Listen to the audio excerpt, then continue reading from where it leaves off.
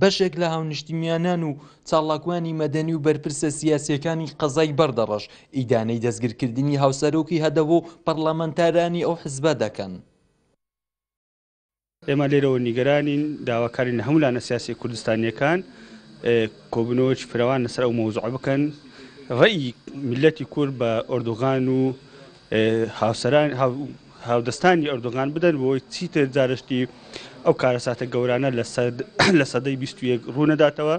کورد قەتل و عام نەکرێت، کورد سەرکردەکانمان لە زیندان نەکرێن بۆ ئەوەی مەسائلی دیموکراسی و مافی نەتەوایەتی خۆمان و ئەو مافەی کە لێمان زەوت کرایە سەدان ساڵە بگەڕێتەوە بۆ میلەتی کورد و بە ئامانجەکانی خۆمان بگەین.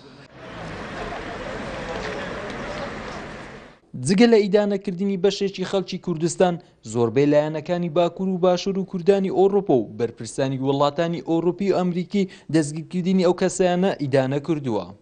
من وەکو کوردێکی باشووری کوردستان ئیدارەی ئەم کارە ترسنۆکانەی ئەکپارتەوە دەکەم کە ئەستاوم دەستگیرکردنی هاوسەرۆکانی هەدەپە و چەندین پەرلەمانتار هۆی ئەم کارەش دەگەڕێنمەوە بۆ ترسنۆکی و کبکردنی دەنگی کورد کە ئەم کاریان کردووە کە ناوێتیان دەنگی کورد بگاتن و ئازادی کورد لە باکوور بگات بە لەمە زیاتر کە هەیەیان کە وەکو بەرچاو شێوەیەکی بەرچاو پێشبەچووری بەخۆیەوە دبینیوە. ئەو هەڵێ ئێستا تورکیا دەکاتن، پێویستە پێداچوون لەسەر بکاتن، پێویستە کار بکاتن بۆ ئەوەی لێبوردووی گشتی دەربڕیتن. ئەوانە تاوانیان نەکردی، ئەوانە تەنها داوای کوردایەتیان کرێت، داوای مافی خۆیان کردیە، ئەوەی کە دەکرێتن ئەوانە بە دەنگی خەڵک هاتوون.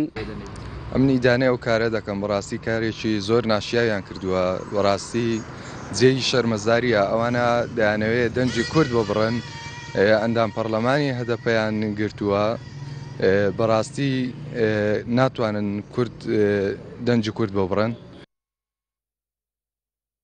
ئەمەش لە کاتێکدایە هێزە ئەمنیەکانی تورکیا شێوەی هەینی هەریەک لە سەلاحەددین دەمیرتاش و فێگن و کوزداق هاوسەرۆکی هەدەبە و نۆ ئەمدان پەرلەمانی هەدەبە بە تۆمەتی بوونی پەیوەندیە بە پارتی کرێکارانی